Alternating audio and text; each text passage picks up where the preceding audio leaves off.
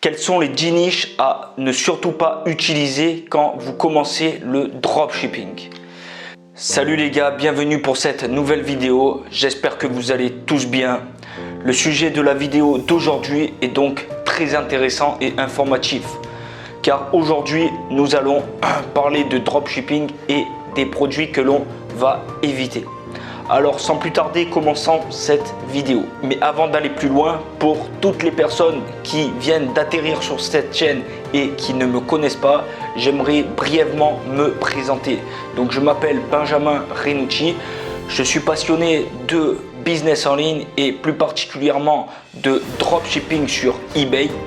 Donc si tu rêves aussi de travailler d'où tu veux, quand tu veux et pouvoir envisager de te faire un salaire tous les mois, n'oublie surtout pas de t'abonner à la chaîne, d'appuyer sur la cloche de notification pour être averti de toutes les prochaines vidéos.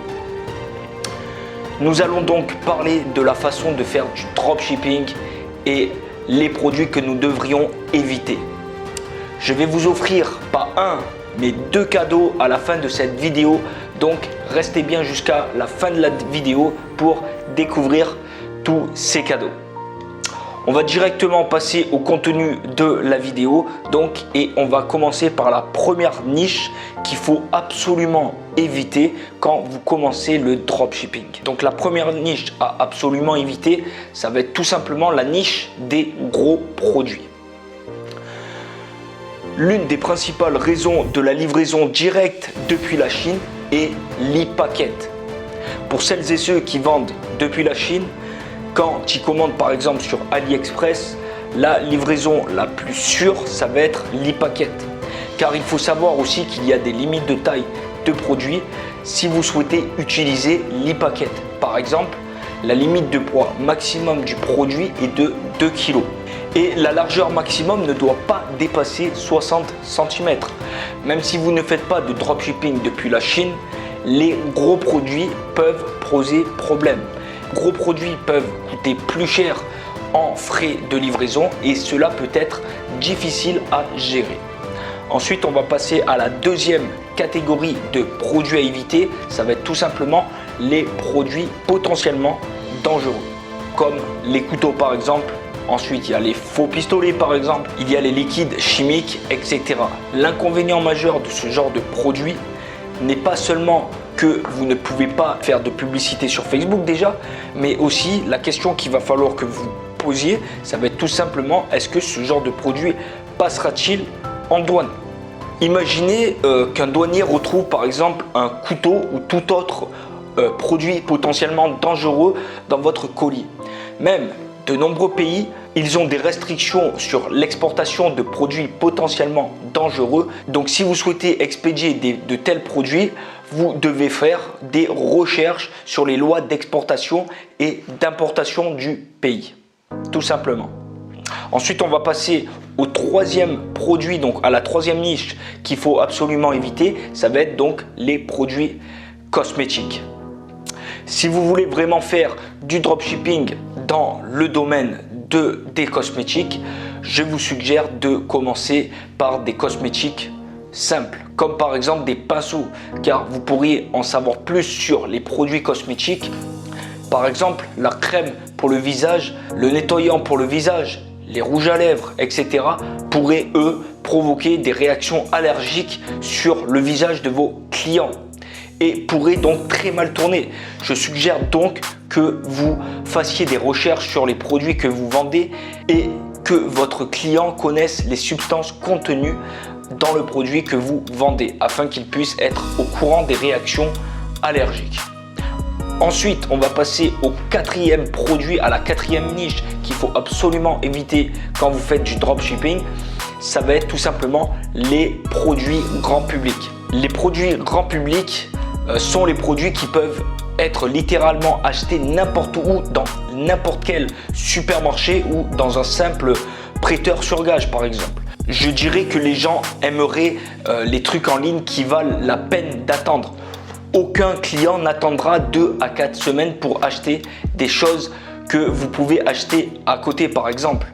Par exemple, personne n'achètera du papier toilette que vous pouvez acheter dans n'importe quel magasin. Vous devez trouver des produits que vous ne pouvez tout simplement pas trouver dans n'importe quel magasin. Comme si vous vendiez un papier toilette qui change de couleur par exemple.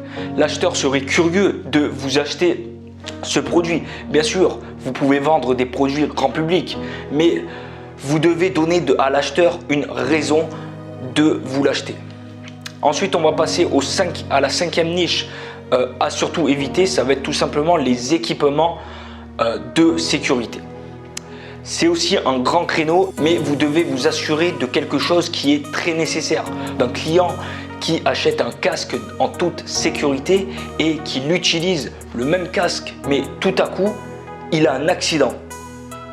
Et le casque est endommagé et il ne devait pas être endommagé. Alors vous serez poursuivi pour le produit défectueux. Il est donc nécessaire de s'assurer que le produit n'est pas défectueux ou de rester à l'écart de ce type de niche tout simplement. Ensuite, on va passer à la sixième niche à éviter quand on fait du dropshipping, en tout cas quand on débute dans le dropshipping, c'est tout simplement les produits électroniques. Vous devez éviter les produits électroniques si vous faites du dropshipping, car vous et le client ne sauriez pas que le produit qu'il commande fonctionne bien ou non. C'est nécessaire car au moins 1% des produits électroniques pourraient être défectueux. Et si vous faites du dropshipping, vous ne seriez au courant de rien à ce sujet. Il s'agit notamment de drones, de caméras et d'autres produits électroniques sensibles. Si le produit est défectueux, vous devez gérer les retours et même quelqu'un pourrait être blessé. Il serait donc suggéré d'acheter le produit auprès d'une meilleure entreprise que de le vendre et ou de vous assurer que le produit électronique fonctionne parfaitement. D'accord? On va directement passer au septième produit qu'il faut éviter. Donc c'est le type de produit, ça va être le mobilier.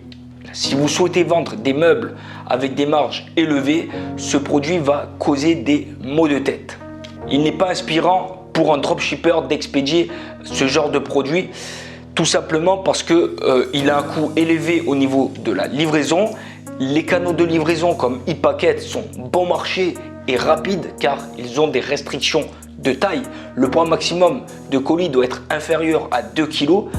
D'autres modes de livraison coûtent plus cher et parfois beaucoup plus que le meuble lui-même. Il faut plus de temps pour que le client le reçoive.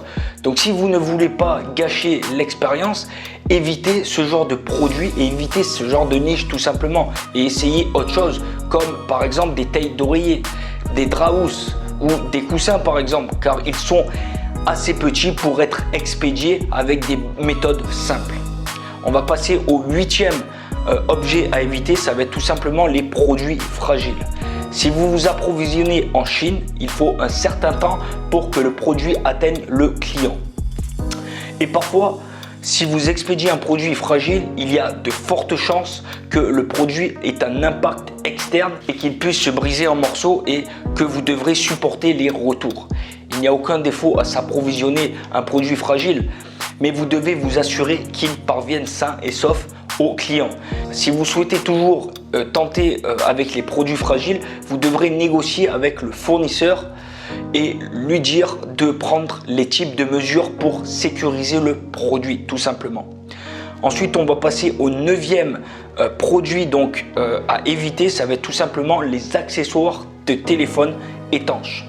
Si ce créneau vous venait à l'esprit, vous serez tenté de le vendre et si vous le voyez également sur eBay, ce produit a 500 ou 800 ou plus de ventes. S'il a 500 à 800 de ventes, pourquoi je ne pourrais pas le vendre tout simplement?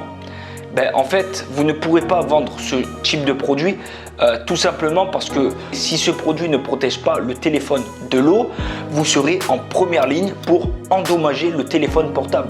Vous pouvez tout simplement vendre ce produit, mais ne promettez pas à votre client qu'il va tout simplement protéger son téléphone. Si quelqu'un le plonge dans l'eau pour voir les résultats, qu'il n'aime pas le résultat, il va tout simplement se plaindre auprès de vous. Je dirais qu'au lieu de sélectionner ce genre de créneau, vous pouvez tout simplement vendre d'autres accessoires de téléphone portable comme un nettoyeur d'écran mobile par exemple. Ensuite, on va passer à la 10e niche à surtout éviter, ça va être les produits qui ne peuvent pas être en publicité sur Facebook. Un propriétaire de boutique de dropshipping sera prêt à utiliser les médias sociaux pour profiter et vendre des produits sur sa boutique par le biais de la publicité sur Facebook par exemple. Donc tirer parti d'une plateforme de médias sociaux populaire comme Facebook est un excellent moyen de faire le buzz sur votre boutique. Lorsque vous essayez de sélectionner l'article que vous souhaitez envoyer en dropshipping, vous devez également considérer qu'un certain type de produits ne peuvent pas être en publicité sur Facebook. Ceci incluant les médicaments, les produits pour adultes et les produits avant et après. Si vous êtes prêt à vendre, assurez-vous de lire la politique de Facebook sur la publicité, car c'est l'un des seuls moyens d'informer les consommateurs de ce que vous vendez. Donc nous avons parlé de ce que nous devrions éviter lorsqu'on fait du dropshipping, en particulier pour toutes les boutiques en ligne où vous pouvez vendre. Mais si vous voulez toujours vendre ces produits, vous pouvez les vendre, mais vous devez faire beaucoup de recherches et cela peut également coûter cher. Passons maintenant au cadeau que je voulais vous offrir. Pour les personnes qui veulent se lancer dans le dropshipping sur eBay, j'ai créé une formation que je vais vous offrir. Et ensuite, le deuxième cadeau, c'est tout simplement un journal de 5 produits winners à vendre, donc avec 5 fournisseurs de dropshipping. Vous pouvez télécharger ces 2 cadeaux, j'ai mis le lien en dessous de la vidéo dans la description. Si vous avez des questions, vous pouvez poser directement dans la section des commentaires car je fais de mon mieux pour répondre à toutes celles qui se trouvent dans les commentaires. C'est donc la fin de cette vidéo. Si elle vous a plu, n'oubliez pas de la liker et de vous abonner à la chaîne et aussi de cliquer sur la cloche de notification. On se retrouve pour la prochaine vidéo. Ciao!